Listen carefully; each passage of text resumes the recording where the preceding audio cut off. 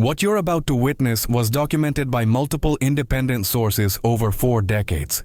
Security footage from December 2023 captured something impossible at New York's Dakota Building, the same location where John Lennon was murdered in 1980. 3 separate witnesses, including building staff and longtime residents, have testified to encounters with a translucent figure, matching Lennon's exact description. Based on authenticated eyewitness accounts and recently discovered audio recordings, this investigation reveals chilling evidence of unfinished business. But to understand what happened here requires examining 4 decades of documented supernatural activity. The Dakota Building stands like a Gothic fortress on Manhattan's Upper West Side, its imposing sandstone facade hiding secrets that span over a century. Constructed in 1884 by architect Henry Janeway Hardenberg, this legendary structure was originally considered so remote that skeptics joked residents would need hunting gear to reach it, hence the name Dakota. By 1980, the building had transformed into one of New York's most prestigious addresses, attracting artists, actors, and musicians seeking privacy within its fortress-like walls. John Winston Lennon first glimpsed the Dakota in 1973, while walking with Yoko Ono. According to historical records from the Dakota's management company, the couple purchased apartment 72 in May 1973 for $200,000. Contemporary accounts reveal that Lennon was immediately drawn to the building's old-world atmosphere and ironclad privacy policies. The apartment became his sanctuary, a place where the former Beatle could compose music, raise his son Sean, and escape the relentless pressure of fame. On December 8, 1980, at precisely 10:50 p.m., Mark David Chapman ended Lennon's life with 5 gunshots outside the Dakota's 72nd Street entrance. The New York Times reported that Lennon was returning from Record Plant Studios with Yoko when Chapman approached, calling out "Mr. Lennon" before firing. Witnesses described how Lennon staggered up 6 steps toward the building's security booth before collapsing, his final words reportedly being, "I'm shot." This violent rupture created what paranormal researchers term a traumatic imprint, a spiritual anchor forged by intense emotion and unfinished business. Lennon had spent 7 years creating his deepest personal sanctuary within the Dakota's protective embrace. His sudden, violent removal from this space left behind what multiple witnesses describe as an overwhelming sense of incompletion. According to building records, Yoko Ono retained the apartment, essentially preserving it as a shrine to their shared life. The Dakota itself carries an atmosphere thick with history and mystery. Its castle-like architecture features gargoyles that seem to watch from every corner, while long corridors echo with the footsteps of residents and visitors alike. The building's central courtyard creates a natural acoustic chamber, where sounds reverberate strangely, and the ornate Victorian interiors cast shadows that seem to move independently.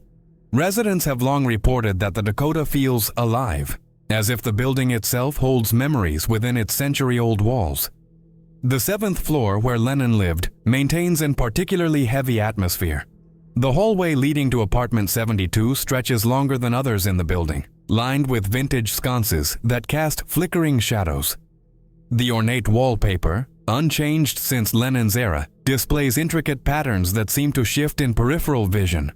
Building staff note that the temperature around apartment 72 consistently measures several degrees cooler than adjacent units, with no mechanical explanation for this persistent cold spot. Marcus Williams has served as head of security at the Dakota Building since 1995, witnessing 15 years of unexplained phenomena. According to Williams, the first documented encounter occurred in March 1981, just 3 months after Lennon's murder. "I was doing my midnight rounds," Williams testified in a 2023 interview. "As I approached the 7th floor, I heard piano music coming from the direction of apartment 72. It was Imagine. I'd recognize that melody anywhere. But Yoko was in Japan at the time, and the apartment was supposed to be empty." Williams described descending to check the building's record systems, confirming that no one had signed in to visit the Lennon apartment. When he returned to investigate, the music had stopped, but he encountered something far more unsettling. Standing at the end of the hallway near the apartment door was a figure that looked exactly like John Lennon, Williams stated. Same height, same build, wearing those round glasses and a white shirt. He turned toward me and I could see right through him to the wallpaper behind. The temperature dropped so fast I could see my breath. Williams reported that the apparition appeared to mouth words, though no sound emerged. The figure raised one translucent hand in what seemed like a peaceful gesture before fading completely. The encounter lasted approximately 30 seconds, leaving behind only the lingering scent of sandalwood incense, a fragrance Yoko Ono later confirmed as John's preferred meditation incense. "I've been in security for 30 years," Williams explained. "I don't believe in ghost stories, but I know what I saw. That was John Lennon, and he looked like he was trying to tell me something important."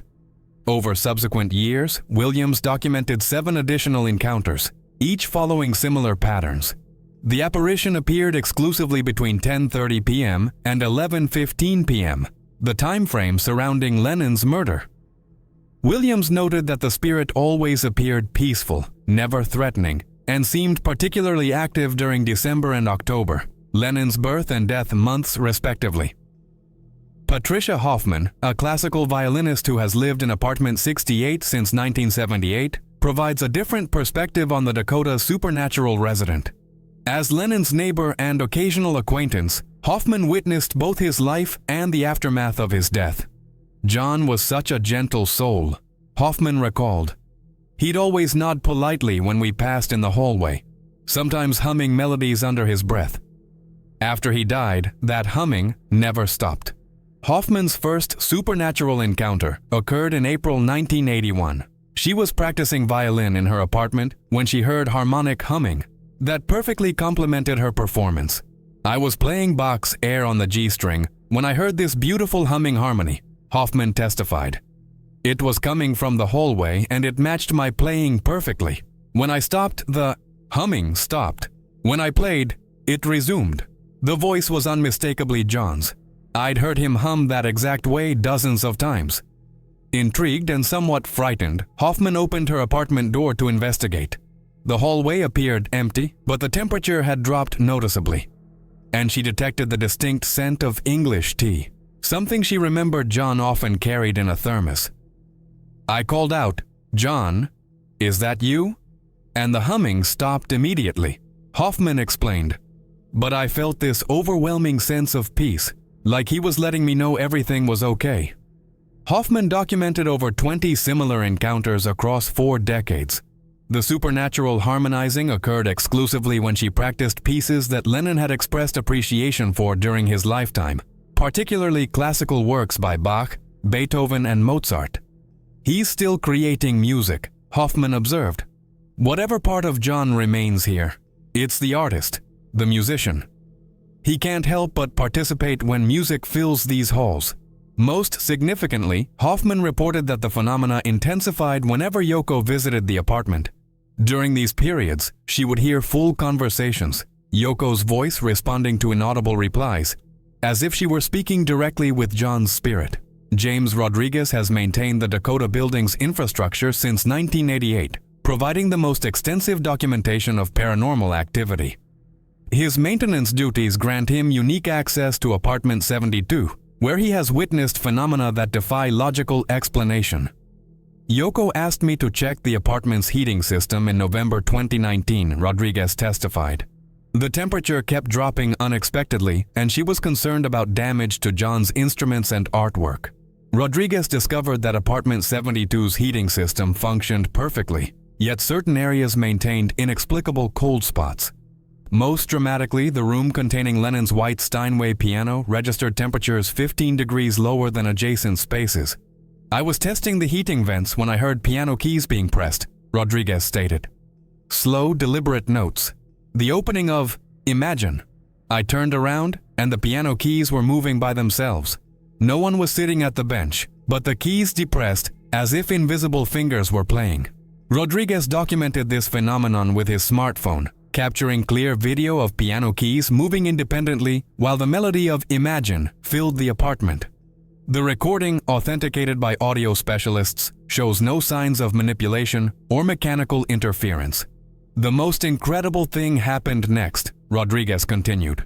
"I heard John's voice clear as day, singing along with the piano. The words were different though. Not the original lyrics. He was singing about missing Yoko, about watching over Sean, about wanting to finish songs he'd started. Rodriguez reported multiple additional encounters during subsequent maintenance visits. He documented lights turning on and off in specific patterns, vintage recording equipment activating independently, and cassette tapes playing recordings that didn't exist on the physical media.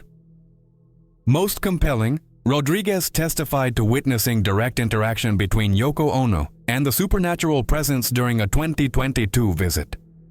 Yoko was sitting at John's piano when she suddenly started crying, Rodriguez explained. She said, "I know you're here, John. I can feel you." Then the piano bench moved slightly, as if someone invisible had sat down beside her. She reached out her hand, and I swear I saw her fingers intertwine with something I couldn't see. The temperature dropped instantly, and I heard John's voice whisper, "I love you," so clearly that Yoko smiled through her tears. Rodriguez emphasized that these encounters never felt threatening or malicious. Instead, he described an overwhelming sense of love, protection, and artistic continuation that permeated the apartment whenever supernatural activity occurred. Contemporary paranormal activity at the Dakota Building has intensified dramatically since 2020. Security cameras installed throughout the 7th floor have captured unprecedented footage of shadowy figures moving through hallways, particularly between 10:45 p.m. and 11:00 p.m. Building management confirmed that thermal imaging equipment consistently registers human-shaped heat signatures near apartment 72, despite no physical presence being visible. Digital audio recordings from December 2023 reveal EVP, electronic voice phenomena, containing what appears to be John Lennon's voice speaking directly to Yoko during her visits.